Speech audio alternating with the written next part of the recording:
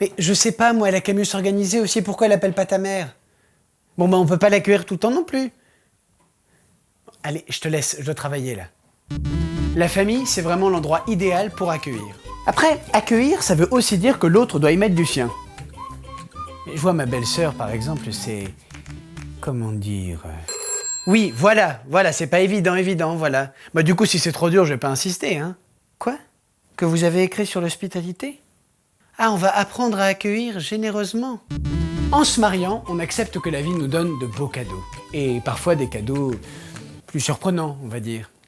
Oui, évidemment, je pense à ma belle-sœur. Mais pas que. L'arrivée d'un enfant, par exemple, ça nous oblige à être dans l'accueil de l'imprévu. Parce que ça a beau être nos enfants, des fois, on sait pas d'où vient leur comportement. Surtout quand c'est les autres qui nous le font remarquer. Parfois, on doit aussi accueillir les enfants des autres. Et ça, c'est une autre affaire pas coton-coton. Surtout les enfants de sa belle-sœur. Je vais trop loin. Devenir parent, c'est une première forme d'accueil à l'inconnu, je veux dire. Ça va nous obliger à nous réinventer, à écouter plus intensément, à faire des choses qu'on se serait jamais cru capable. Depuis qu'on a des enfants avec Babette, ça a repoussé les limites de notre patience. Faut dire qu'on les aime, nos enfants. D'ailleurs, on les aimait avant même leur naissance.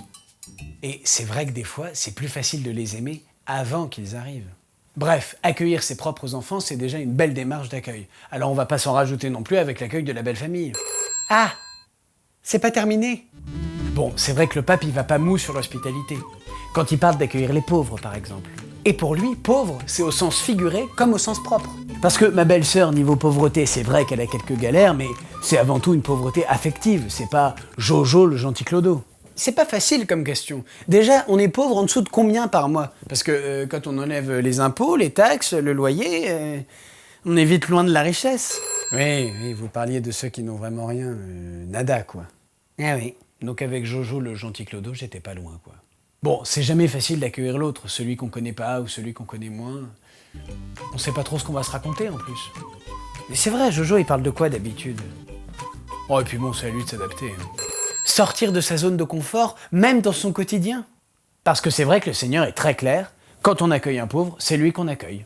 Bah tiens, c'est facile de dire ça aux autres, il en accueille lui des pauvres. Ah! On a des exemples avec Jésus dans la Bible. Handicapé, lépreux, pauvre de cœur.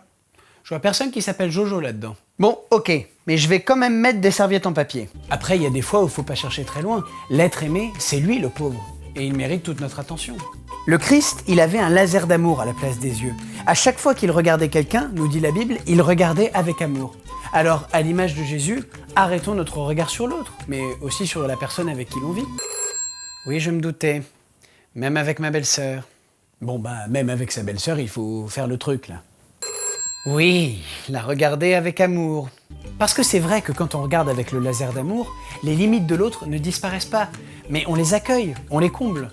Pour accueillir l'autre, que ce soit la limite de son conjoint, sa belle-sœur ou le pauvre, nous devons nous appuyer sur notre histoire personnelle. Si nous avons eu la chance d'expérimenter un regard d'amour posé sur nous, nous devons nous appuyer sur cette expérience pour travailler notre regard et le transmettre autour de nous. Oui, tout à fait, comme une flamme. Quand Jésus dit qu'il est venu mettre le feu sur la terre, on peut très bien imaginer que c'est une flamme qu'il nous a transmise et que nous avons la possibilité à notre tour de la transmettre ou de la souffler. N'ayons pas peur d'aller puiser dans notre histoire pour transmettre ce que nous avons reçu, car c'est par notre regard d'amour posé sur les limites de notre entourage que nous serons des témoins flamboyants de l'amour de Dieu.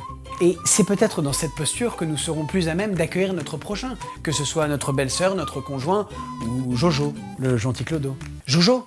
Oui, qui vient dîner ce soir, oui. Et tu peux même mettre les jolies serviettes.